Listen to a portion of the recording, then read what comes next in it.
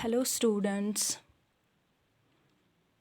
Est Kupwara welcomes you in the biology class with fifth lecture in the chapter Why Do We Fall Ill, with the subtopic of today, some common diseases in humans. Some common diseases in humans. As per diseases are concerned, we have discussed them in detail in first four lectures. What diseases are, what types of diseases are there, acute diseases we have discussed chronic diseases, we have discussed innate diseases and all that. You need to remain in continuous touch with your books. If you find difficult to read the language of books, you have been provided the material from asset, so you need to read that material. That is that's totally easy to read and to understand. Hope you will follow the guidelines. Now here we are with some common diseases in humans. There are various agents which cause diseases in us. For example, bacteria are there, as discussed already, protozoans are there, viruses are there, helminthes are there, these fungus is there which cause disease in us. Now first we will take up typhoid. Typhoid is there, pneumonia is there, malaria, dengue is there, amoebic dysentery, scariasis, filariasis and ringworm diseases. These all are the disease of humans. Not only these, but there are so many diseases. There are thousands of diseases, but here in your chapter you have to remain restricted to some diseases. And now first we will start with the typhoid. Typhoid is a bacterial disease. The causative agent of typhoid, the bacteria which causes typhoid is Salmonella typhi. This is the name of the bacteria which causes typhoid. What typhoid is? Typhoid is a waterborne or foodborne disease. What waterborne, what foodborne means?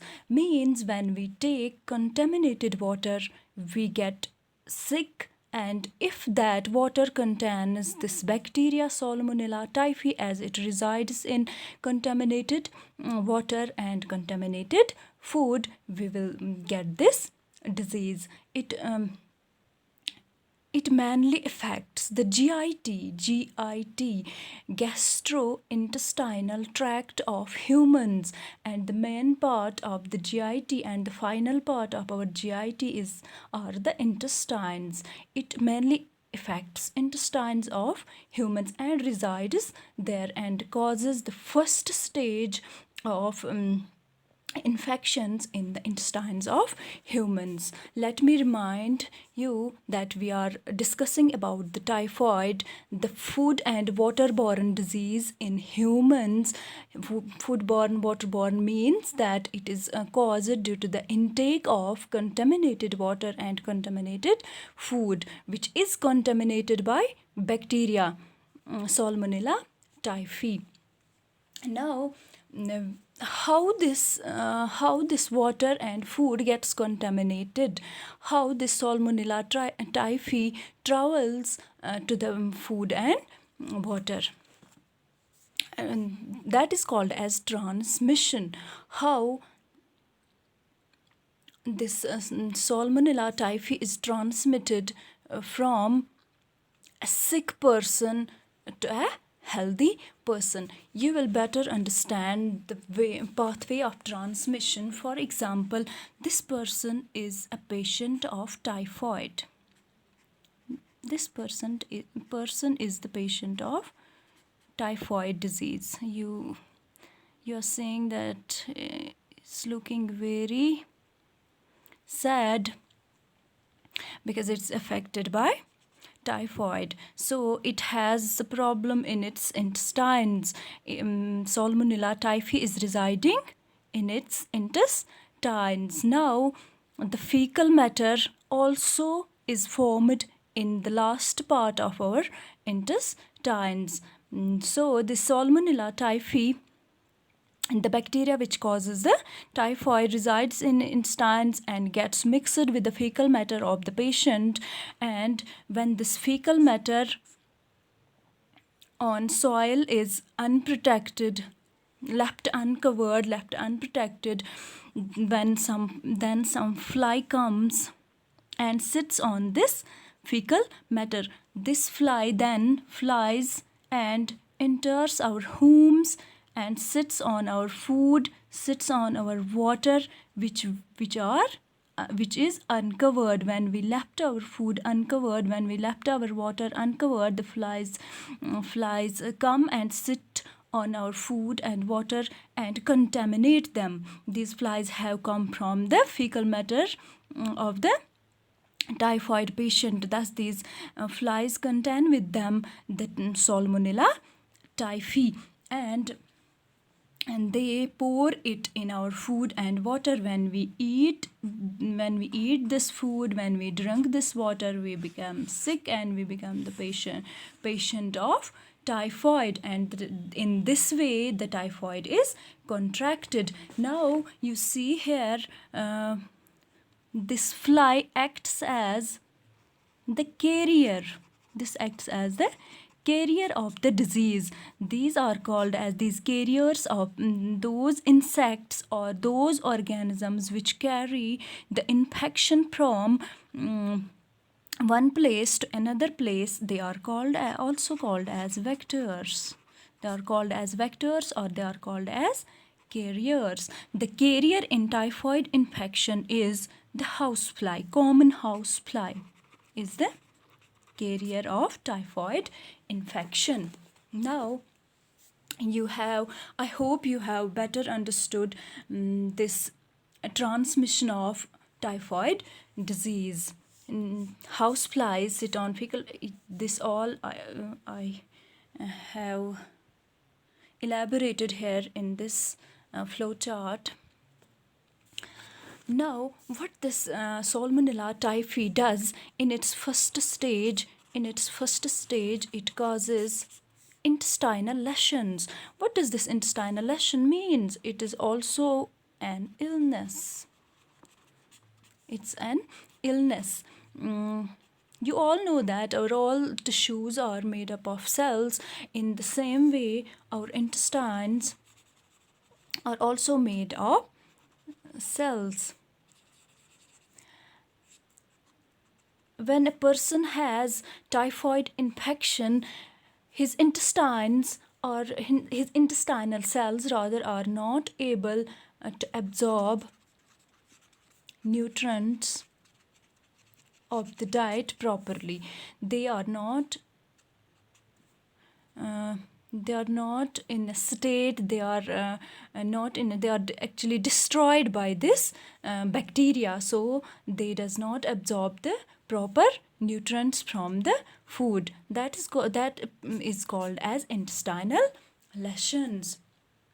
And in the second stage, this was the first stage, and if left untreated, if we does not treat the typhoid, then it is in its second stage, it affects liver, that is the accessory digestive organ which helps in digestion, and it also affects our spleen. It's also the organ present in the abdominal cavity.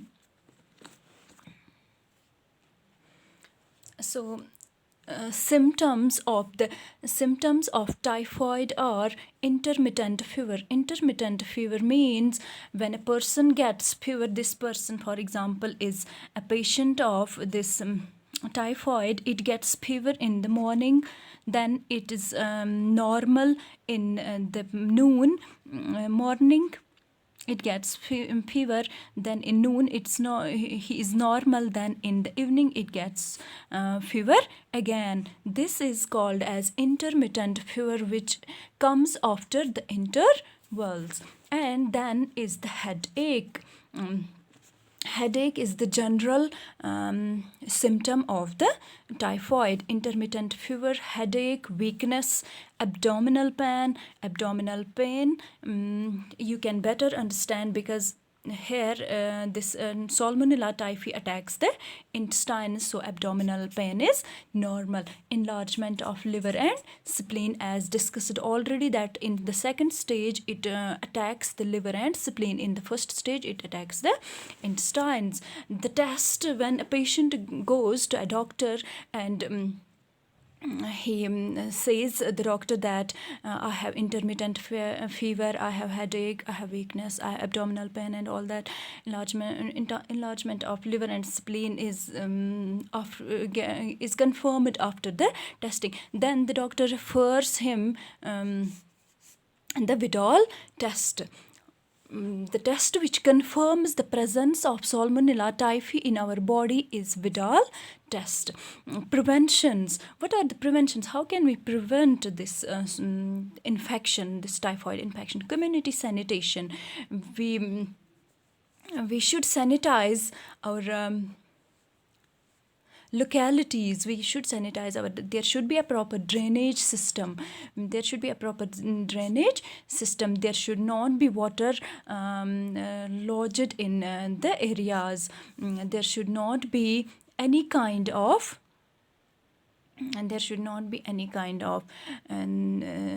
this unprotected drainage. And then the screening of water supply and food. The water which comes into our houses and the food we eat and the food we bring from the market, that should be first screened, means that should be first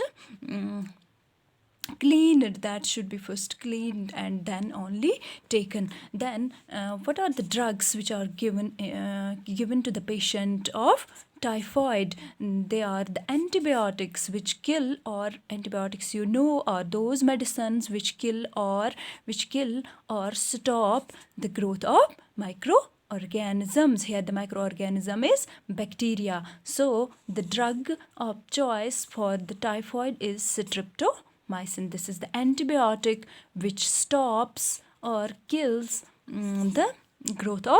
which kills or stops the growth of Salmonella typhi. This is enough for today.